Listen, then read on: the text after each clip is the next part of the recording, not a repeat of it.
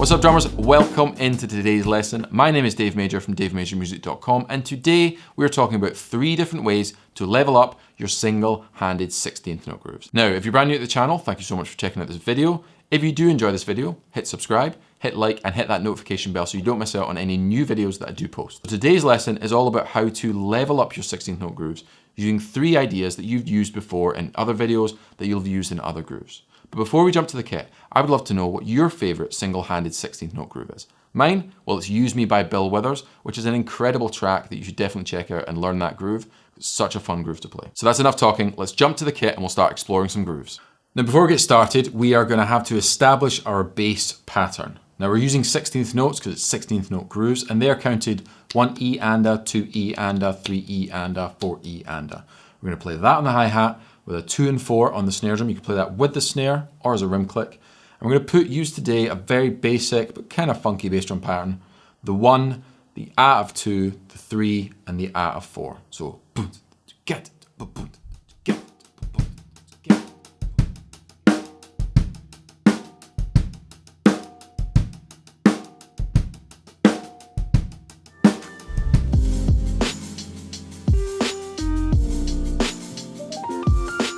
So I think that's a pretty cool sounding groove on its own, but let's level it up with the first thing today, which is going to be adding some ghost notes.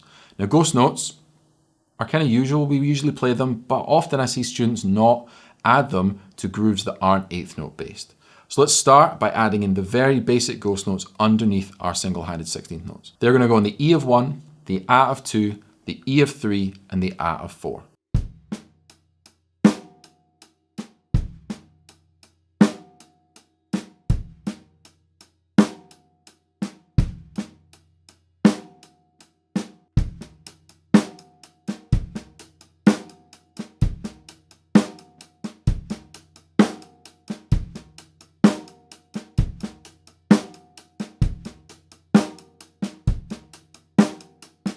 So you can see how that's adding some extra sort of texture to this groove.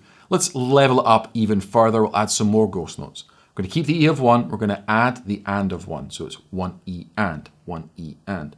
We're then going to have the A of 2, the E of 3, and the A of 3 going into that backbeat, which gives us a pull-out accent.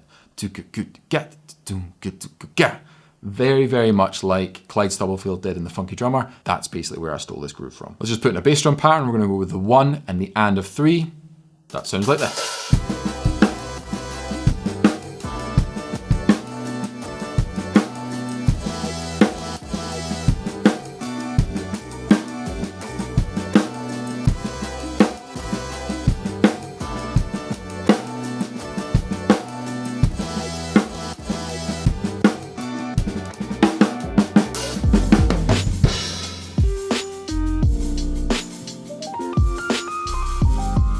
Now, step 2 of leveling up our 16th note grooves is to talk about the hi-hat and to get some accents in there. Generally, the hi-hat can be played quite one-dimensionally, and I think it gets a bit boring, but once you add those accents in there, it starts to come to life. It's almost like the hi-hat is dancing. Now, we're going to use the shank tip method here to generate our hi-hat accents.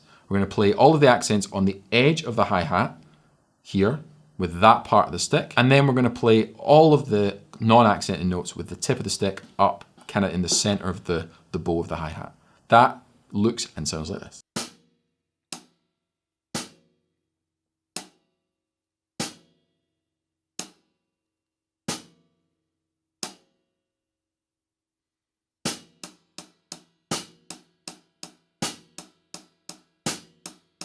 Now that can take some time to become natural and smooth, so definitely take your time practicing, work on it separately, just incorporate it into your everyday practice, and in no time, you'll have that nailed. Now with the accents, we can actually just play any different combination of rhythms. And one of the most underused ones is actually to play all of the accents. Every single hi-hat is now going to be accented.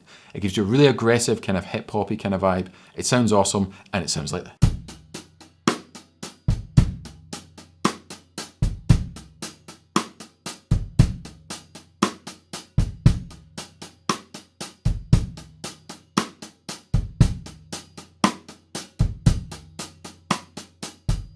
Next on the list would be to accent the quarter notes. That's chunking out the 1, 2, 3, 4. Sounds like this with the basic bass drum and snare drum pattern.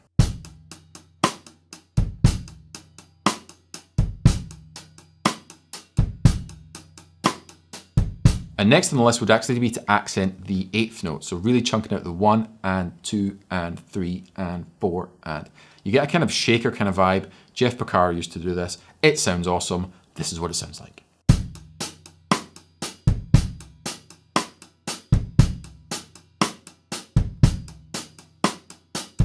Next would actually be to accent only the ands, which gives you the upbeat 8th note or kind of like a displaced quarter note. Gives a definite bounce to it, makes it sound really cool, but again, has this cool, shakery, drivey kind of sound to it.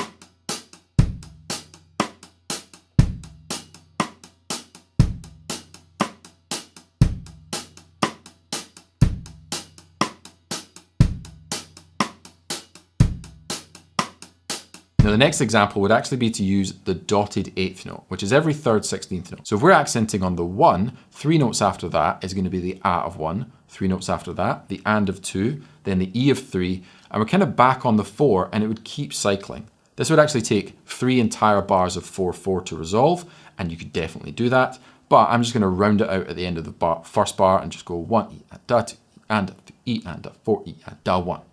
Just to keep it nice and simple, this is in the PDF. If you're struggling, go and use the PDF.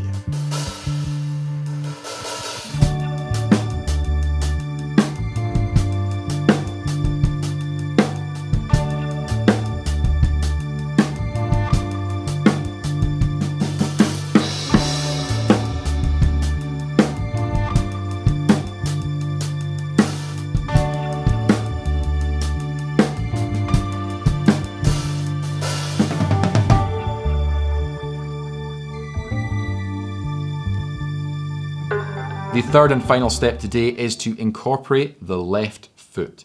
Not as a hi-hat lift sound, but as a stepped hi-hat sound. You honestly could play it anywhere, and if you're like Thomas Lang and you've got ridiculous left foot skills, unlike me, you can definitely play constant like quintuplet rhythms and stuff. I'm just gonna give you a couple of examples of things I really, really like to play, and then you can riff on this all you want in your practice room. I like to play a left foot stepped hi-hat before each backbeat. So the A of 1 and the A of 3. So that means that instead of playing the A on the hi-hat, I'm going to come off, let the left foot do the work, and then go back. But I'm actually still playing all 14 other notes. I'm still playing 1 E and 2 E and 3 E and 4 E and that sounds like this. Here it is.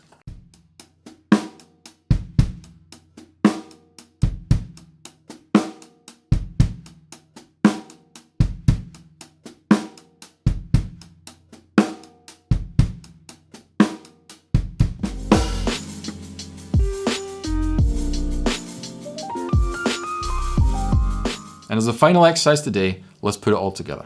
Let's get that left foot, let's get some dynamic hi-hat work and some ghost notes in to show you how a basic 16th note groove with a few tweaks can become something really, really cool.